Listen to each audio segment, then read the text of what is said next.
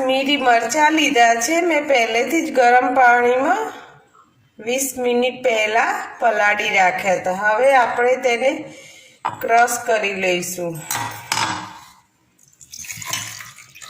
લસણ અને મરચાંની પેસ્ટ બનાવવાની છે। આ મરચાં છે, હવે તેમાં 8-10 કળી જેટલું લસણ એડ કરવાનું છે। હવે તેને આપણે ગ્રાઇન્ડેડ કરી લઈશું।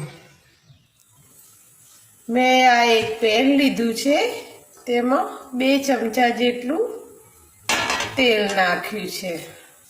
હવે તેને આપણે ગરમ થવા દઈશું। આપણું તેલ ગરમ થઈ ગયું છે, તો હવે તેમાં આપણે નાખીશું બટર।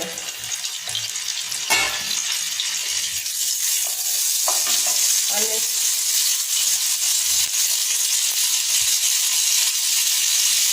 તેની સાથે આપણે 1 ટેબલ સ્પૂન જીરું એડ કરીશું।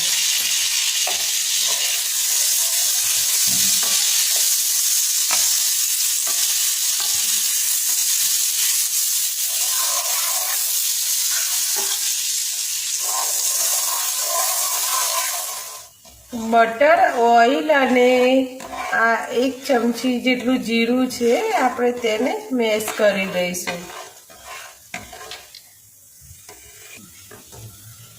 હવે આપણો આ સરસ વઘાર થઈ ગયો છે, તો તેમાં આપણે 1 બાઉલ ડુંગળી લેવાની છે, તે મેં પહેલેથી ઝીણી સમારી લીધી છે। હવે તે સરખી બ્રાઉન થાય ત્યાં સુધી આપણે તેને ચલાવવાનું છે।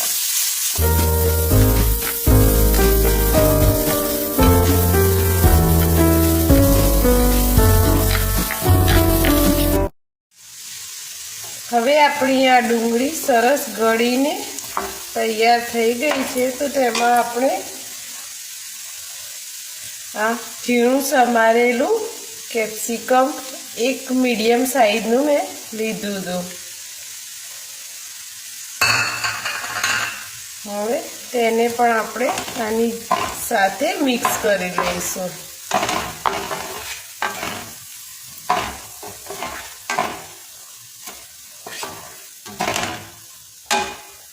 એકદમ સરસ ગળીને તૈયાર થઈ જાય ત્યાં સુધી તેને આ રીતના તેલમાં તેને સતડાવીશું।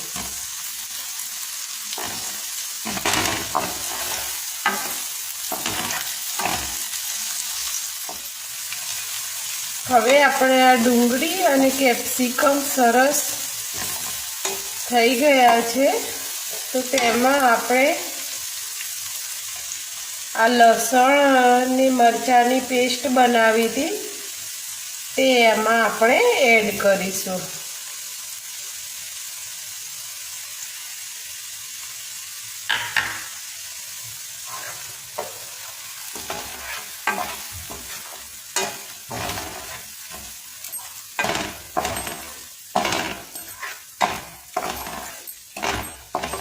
હવે આમાંથી તેલ છૂટું ના પડે ત્યાં સુધી આપણે તેને આ રીતના મિક્સ કરવાનું છે। હવે આપણું આ બધું સરસ તેલ છૂટું પડી ગયું છે, તેમાં આપણે આ ક્રશ કરેલા 3 મોટા ટામેટાં મેં લીધા હતા, હવે આપણે તેમાં એડ કરીશું।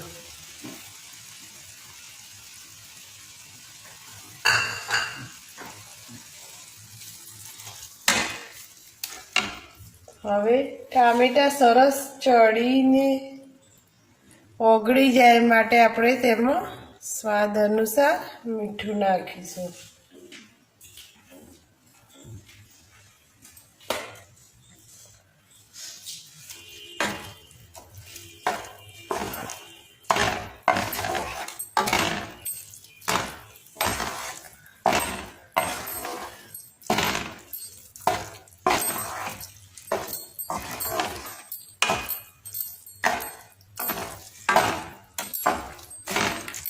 હવે આ બધું આપણું વેજીટેબલ બધું મિક્સ થઈ ગયું છે, તો તેને મીડિયમ ટુ લો ગેસ ઉપર 7 મિનિટ સુધી તેને ચડવા દઈશું. આપણું ટામેટાની ગ્રેવી તૈયાર થાય ત્યાં સુધી આપણે આને મેશ કરી લઈશું. અમે પહેલેથી જ કુકરમાં 2 સીટી બોલાવી લીધી હતી. બટાકા છે, ફ્લાવર અને વટાણા. હવે તેને મેશ કરી લઈશું.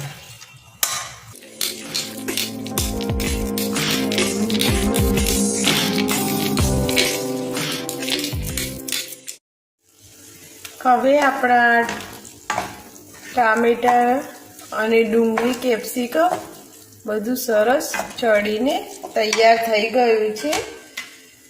તો આપણે તેમાં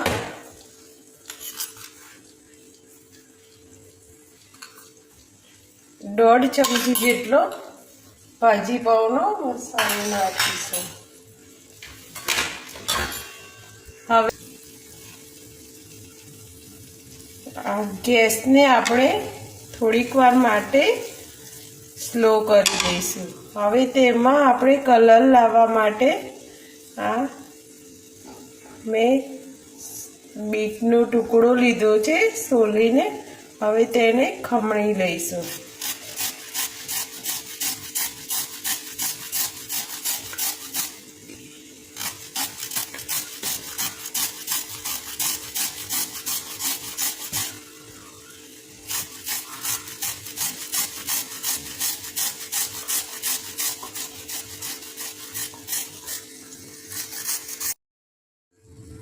હવે આપણે આને મિક્સ કરી લઈશું.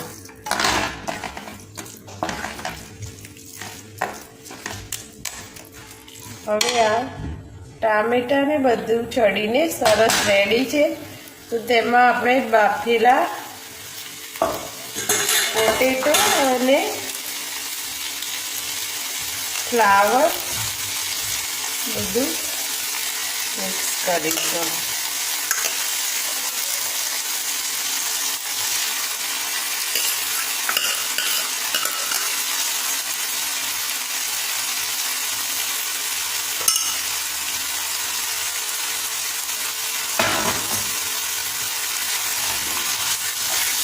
હવે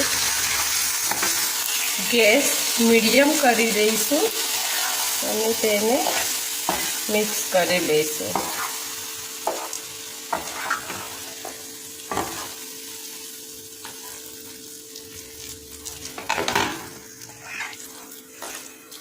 હવે આપણું આ બધું મિક્સર રેડી છે.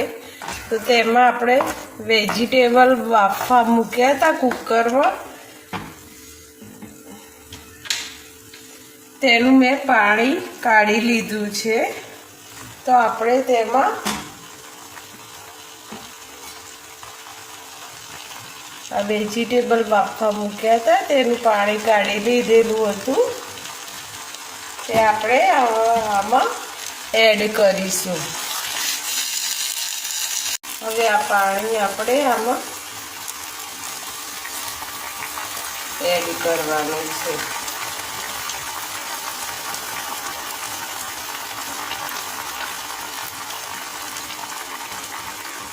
હવે આ પાણી નાખીને આપણે આને મિક્સ કરી લેવાનું છે. હવે તેમાં આપણે 1 ચપટી જેટલી હળદર નાખીશું. હળદર બહુ નથી નાખવાની, નહીં તો તેનો પીળો કલર થઈ જશે. આપણે તેનો લાલ કલર લાવવાનો છે. હવે તેમાં આપણે મીઠું નાખીશું. પહેલાં થોડું મીઠું એડ કરી દઉં. હવે આપણે સ્વાદ અનુસાર થોડું મીઠું નાખીશું.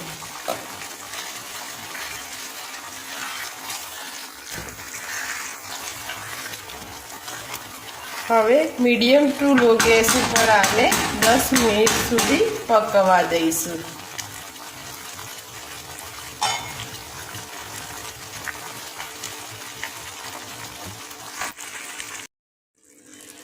આ કોથમીર મેં ઝીણી સમારી લીધી છે. તેને આપણે 10 મિનિટ ચડવામાં જ તેને નાખી દેવાની છે અને મિક્સ કરી લઈ અને તેને 10 મિનિટ સુધી આપણે મીડિયમ ટુ લો ગેસ ઉપર ચડવા દઈશું.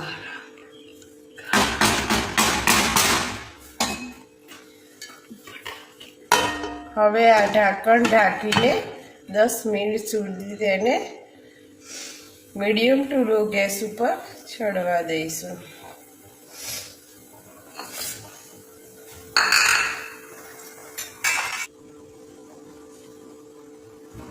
હવે આપણી આ ભાજી 10 મિનિટ કૂક થઈ ગઈ છે, તો તેનું ઢાંકણ ખોલી લઈશું આપણે.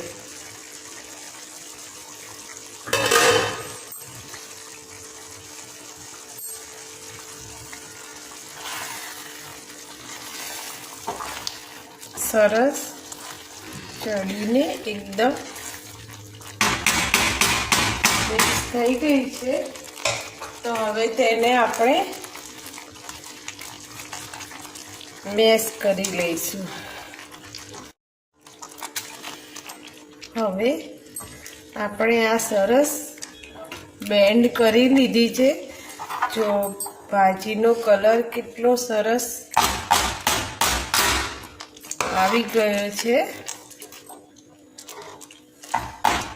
હવે તેમાં આપણે 2 ચમચી બટર નાખી દઈશું.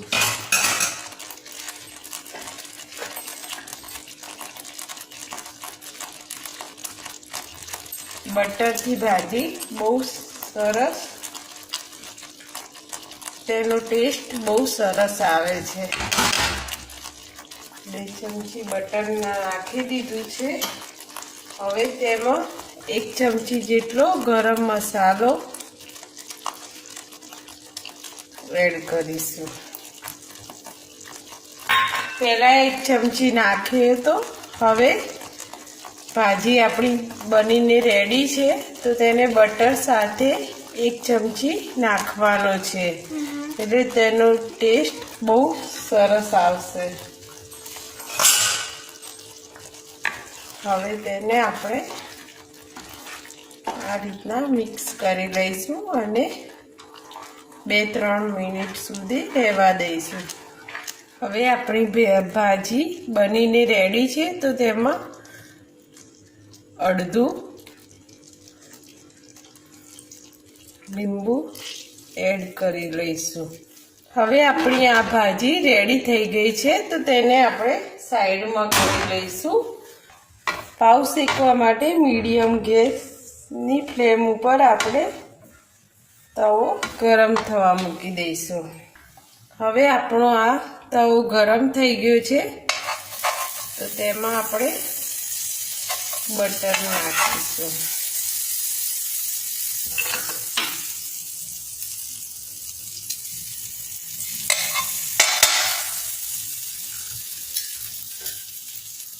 હવે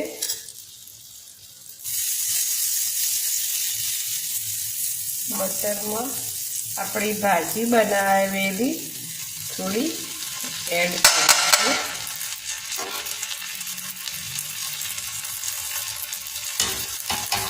અને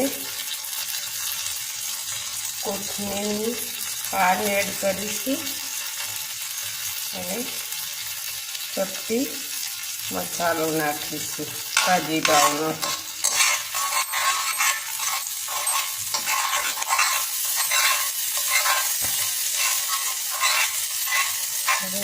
આ બધું મિક્સ કરીને હવે આપણે પાવ શેકી લઈશું.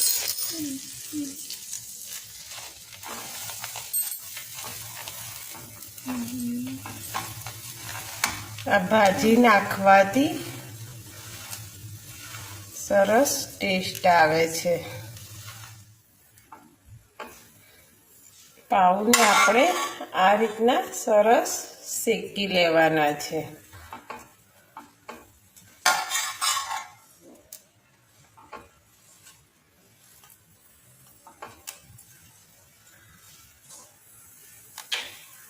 એક થોડા ક્રિસ્પી બનાવીશું આપણે. ભાજી જોડે ખાવાની બહુ મજા આવશે. ચલો આપણી ભાજી બનીને રેડી છે, તો આપણે હવે સર્વ કરી લઈશું. છે ને એકદમ ચટાકેદાર. જો તમને રેસીપી ગમી હોય તો વિડીયોને લાઈક કરજો, ચેનલને સબસ્ક્રાઈબ કરજો અને આગળ શેર કરજો. નવી રેસીપીની સાથે મળીશું. Bye bye.